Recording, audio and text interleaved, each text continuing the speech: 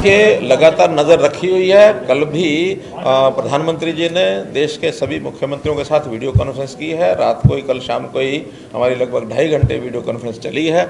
निर्देश दे दिए गए हैं सब, और अलग अलग शहरों के हिसाब से इसका हम मूल्यांकन करेंगे और सख्ती तो ज़रूर कोई ना कोई बरतनी पड़ेगी। बहुत सी चीज़ें हमने लागू करने के लिए पहले ही कह दिया है कि सोशल डिस्टेंसिंग है, मास्क का प्रयोग है, सैनिटाइजेशन है, गैदरिंग कम करें। और स्कूलों को भी हमने विचार किया है कि जो प्राइमरी और मिडिल तक के स्कूल, ये 30 अप्रैल तक हम बंद कर देंगे। इसके बाद जैसी आवश्यकता होगी वैसा वैसा देखेंगे, लेकिन कुल मिलाकर के सामान्य जीवन अपना चलता रहे, एकदम पैनिक क्रिएट ना किया जाए। जैसे प्रारंभ में पिछले साल हो गया था, मार्च और अप्रैल में कितना पैनिक फैला था। पैनिक ना फैले, व्यवस्था में सारी चीज़ें, चाहे वो प्रिवेंटिव हैं चाहे वो क्यूरेटिव हैं, उसके अंदर इंजेक्शन यानी ये जो हमारा वैक्सीनेशन है, वैक्सीनेशन का भी हमारा प्रयोग चल रहा है। लगातार हमारी जो उसका एक्टिव पेशेंट्स हैं उसका भी हम कर रहे हैं, पहचान कर रहे हैं, उनका इलाज भी ठीक से चल रहा है। इस बार ज़्यादातर पेशेंट्स अपने घरों में ही उनको आइसोलेशन किया जा रहा है। हॉस्पिटल में आने की आवश्यकता बहुत ज़्यादा नहीं महसूस की जा रही। फिर भी हॉस्पिटल में भी हमारी पर्याप्त व्यवस्थाएं हैं। किसी प्रकार का कोई भी ऐसा पैनिक नहीं है कि हम इसके ऊपर काबू नहीं पा सकेंगे। मुझे पूरा भरोसा है कि हम इन सारी व्यवस्थाओं से जैसे पहले काबू पाया था, फिर से हम काबू पा लेंगे। कि GMDA की हमारी 8वीं मीटिंग हुई है। जब से GMDA का निर्माण हुआ है तब से रेगुलर मीटिंग्स हो रही हैं, और हर मीटिंग में जो पिछला मीटिंग का एजेंडा होता है उसको हम बारीकी से विचार करते हैं, कितना काम हो गया और कितना अगले एजेंडे के लिए हमने प्रपोज किया है। तो सारे विषय वो ठीक से आज विचार हुए हैं। इसमें जो कुछ निर्णय लिए गए हैं, एक पहला निर्णय ये लिया गया है कि जो EDC का पैसा है जो लाइसेंस के बाद हमारे पास आता है, अभी तक वो टाउन कंट्री प्लानिंग के माध्यम से और कंसोलिडेटेड जो फंड होता है स्टेट का, उसमें जाता है। वहाँ से फिर विकास के नाते आवश्यकता के अनुसार यहाँ भेजा जाता है। लेकिन उसमें कई तरह के विवाद रहते हैं, कभी पैसा ज़्यादा इकट्ठा होता है, कम आता है, कभी कम इकट्ठा होता है, ज़्यादा आता है, डिमांड बनी रहती है। तो इसको हमेशा के लिए सॉल्व करने के नाते निर्णय लिया है कि अब EDC का पैसा यहाँ GMDA है और फरीदाबाद में FMDA है, तो इन सब शहरों का जो EDC का पैसा वो सीधा यहीं रहेगा, वो अब कंसोलिडेटेड फंड में नहीं जाएगा। तो इस साल से ही आगे ये व्यवस्था कर दी गई है। पिछला जो पैसा यहाँ से गया हुआ है उसका रिकंसाइल करके और वो जितना यहाँ का बनता है वो भेजा जाएगा। आज भी 150 करोड़ रुपया प्रदेश सरकार ने और रिलीज़ किया है यहाँ GMDA के लिए। दूसरा एक जो रिसीट रेवेन्यू का है यहाँ का, वो stamp duty. Stamp duty local bodies के लिए 2% लिया जाता है जो रजिस्ट्रियाँ होती हैं। उसमें तय किया कि यहाँ फरीदाबाद के एरिया का जो स्टाम्प ड्यूटी है उसमें 1% सीधा GMDA को आएगा और 1% अपने अपने एरिया का CMG, अपना MCG और MCM यानी मानेसर और गुड़गांव जो उनका एरिया है उनका 1% उनको मिलेगा।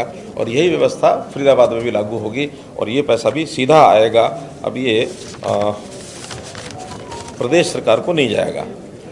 एक ग्रे वाटर की जो प्लानिंग हमारी पहले से भी चल रही है, उसमें जितना भी पानी ट्रीटमेंट होता है उस ट्रीटमेंट का अभी तक 30% रीयूज़ होता है, लेकिन अब उसका टारगेट तय किया कि इसका 60% जो ग्रे वाटर है वो यहीं वापस रीयूज़ हो जाए, चाहे वो गार्डनिंग में हो, इरिगेशन में हो अथवा इंडस्ट्री में हो, ताकि उस पानी का उपयोग होगा तो रॉ वाटर उतना ही हमारा बचेगा।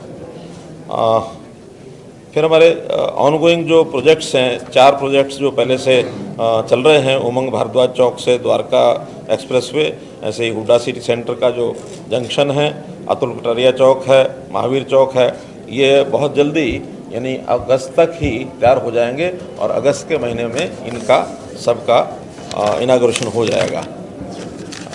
जितने भी मास्टर ड्रेन्स हैं उन सब का भी सफाई कराई जाएगी और बारिश में जो जल भराव न हो, क्योंकि अब आने वाले 1 महीने के बाद बारिश का मौसम शुरू होगा, 1.5 महीने बाद, तो उस पानी यानी जल भराव का पूरा अभी से चिंता कर ली गई है और उसको भी ध्यान रखा जाएगा।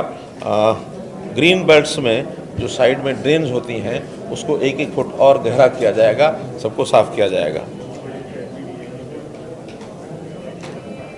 रोड्स की इम्प्रूवमेंट खास करके सेक्टर 58 से 67 तक की जितनी भी डिवाइडिंग रोड्स हैं उन सब का इम्प्रूवमेंट जो है वो टाइमली सब किया जाएगा। आज इस अगले वर्ष का 2021-22 का बजट है वो भी रखा गया मीटिंग में और उसको भी हमने पारित किया है। टोटल जो है 1213 करोड़ रुपए का ये बजट है जो रिसीट्स होंगी और एक्सपेंडिचर का एक एस्टिमेट है 1848 करोड़ का है। तो ये लगभग 600 करोड़ का एक डेफिसिट है। इसको कहाँ से पूरा किया जाएगा ये अगली बार जब रिवाइज्ड बजट पेश करेंगे उस समय इसका खुलासा करेंगे। सिकंदरपुर चकरपुर का जो अरावली हिल्स का एरिया है उसमें एक नगर वन ये बनाया जाएगा और इसमें CSR की सपोर्ट ली जाएगी, पब्लिक की सपोर्ट से, और ये काम ये सारा कराया जाएगा। तो इसलिए आज बहुत से जो महत्वपूर्ण बैठक निर्णय लिए गए हैं, आने वाले 6 महीने के अंदर फिर से एक मीटिंग करेंगे ताकि उसमें ये सारे काम पूरे हो जाए। ये सारे विभागों ने आश्वस्त किया है, गुड़गांव को एक अच्छी नई तस्वीर ये मिले, ऐसा सबका एक मानना है। यहाँ की जो सिटी बस सर्विस है वो अभी एक प्रकार से घाटे में चल रही है, उसके और विस्तार का एक स्कोप कहाँ कहाँ है इसके ऊपर भी विचार करेंगे ताकि उसको दूसरे शहरों के साथ भी जोड़ा जाए। दिल्ली के साथ भी चल रही है, फरीदाबाद के साथ भी इसको जोड़ करके और इसको कैसे रेवेन्यू इसका बढ़ाया जाए ये भी आज विचार किया गया। आज की बैठक में हमारे केंद्रीय मंत्री राव इंद्रजीत सिंह जी का भी उपस्थिति थी, इनका भी मार्गदर्शन हमको मिला है। सब लोगों ने मिल करके और GMDA के काम को कैसे आगे बढ़ाया जाए इसका एक विचार किया गया। परमानेंट बॉडी है GMDA, लेकिन स्टाफ सारा टेम्परेरी है, मतलब सभी रीएम्प्लॉयड वहाँ हैं, सारे कॉन्ट्रैक्चुअल लोग लगाए गए हैं, उनकी वर्क एफिशिएंसी जो है वो बहुत वीक है, इतनी एफिशिएंट तरीके से वो काम नहीं कर पा रहे हैं। क्या GMDA को परमानेंट स्टाफ मिलेगा? देखिए, क्योंकि एक नई एक बनती हुई बॉडी है, उभरती हुई बॉडी है। पहला एक प्रयोग है हमारा हरियाणा में, हालांकि अब दूसरी डेवलपमेंट अथॉरिटी भी बन गई है फरीदाबाद की भी, तो हम इसका कोई भर्ती का सिस्टम ऐसा बनाएंगे ताकि इनकी आवश्यकता के हिसाब से जो पोस्ट क्रिएट की जाती हैं, अभी ये सारी पोस्टें जो हैं प्रदेश सरकार के ही दायरे में रखी गई हैं। आगे हो सकता है जैसे लोकल बॉडीज़ की भर्ती की जाती है ऐसी इसकी भर्ती का नया सिस्टम बनाएंगे तो आवश्यकता अनुसार जितनी भर्ती होगी अपने आप कर पाएंगे। इसका एक विचाराधीन ये विषय है। पूरे प्रदेश में जो बिजली के बिल हैं वो बढ़ आ रहे हैं क्योंकि सिक्योरिटी जो है वो दोबारा से और ली जा रही है। लोगों का ये कहना है कि कोरोना से नहीं है, खासतौर से इंडस्ट्री वाले डबल मारे करेंगे अगनाबाजी। मेरी बात हुई है पावर डिपार्टमेंट में, तो अभी चूँकि 2 साइकिल्स का जो बिल है उसकी उतनी ही सिक्योरिटी लेने का प्रावधान ये बहुत पुराना है, क्योंकि काफ़ी वर्षों से सिक्योरिटी बढ़ाई नहीं गई थी, रिवाइज नहीं की गई थी, लोगों के बिल ज़्यादा आने लग गए। तो जब बिल ज़्यादा आते हैं उसको फिर बीच में कई सालों के बाद उसको रिवाइज करते हैं। लेकिन अभी हमने तय किया पावर डिपार्टमेंट से बात करके कि इसको एक साथ इकट्ठा ना लिया जाए, इसको 4 किश्तों में ले लें 25-25% करके, ताकि हर 2 महीने के बाद जो बिल आए उसमें 25% लेंगे तो साल भर में डिस्ट्रीब्यूट हो जाएगा ताकि लोगों को एक साथ इसका वजन नहीं पड़ेगा। सर गुरुग्राम विकसित हो रहा है लगातार उद्योग, लेकिन पानी की व्यवस्था कैसे हो पाएगी? देखिए, पानी की आवश्यकता तो निरंतर जैसे जैसे विकास होगा वैसे वैसे बढ़ेगी।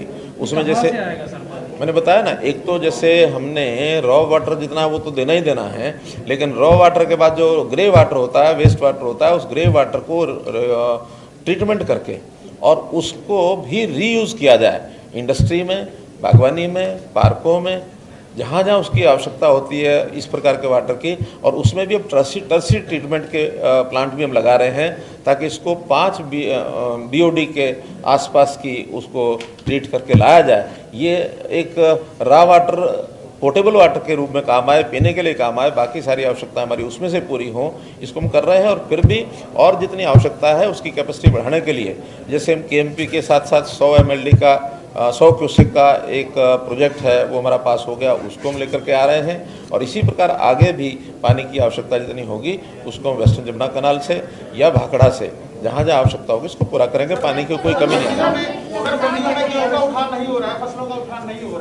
तो किसानों की जो पेमेंट है वो भी नहीं हो पा रही है। ऐसा कोई नहीं है। देखिए, इस समय तक मैं पूरा निरंतर उस पर नज़र रखे हुए हूँ और कुछ जिलों के अंदर ज़रूर आड़तियों ने स्ट्राइक की हुई है, लेकिन उसमें गुड़गांव जिला नहीं है। ये जो ज़िले हैं, चाहे हमारा पलवल है, गुरुग्राम है, फरीदाबाद है, नूह है, महेंद्रगढ़ है, रेवाड़ी है, ये सब ज़िले ठीक से प्रोक्योरमेंट भी हो रही है।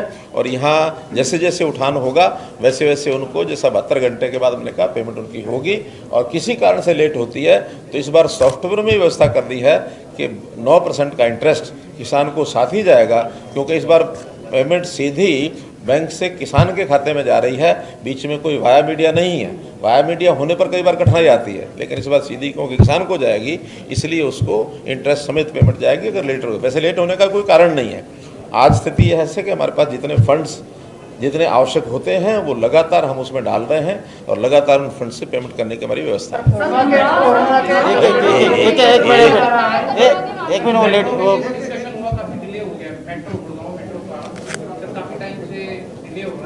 देखिए, लंबे प्रोजेक्ट होते हैं और फिर चूंकि गुड़गांव की रिक्वायरमेंट को ध्यान में रखते हुए लगातार बढ़ता हुआ शहर है, इसकी रिक्वायरमेंट के भी अनुमान लगातार बदलते रहे हैं।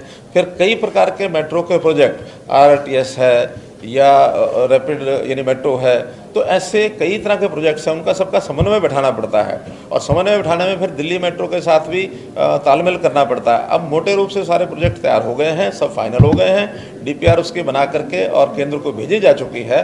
अब बहुत जल्दी उसके ऊपर काम करेंगे।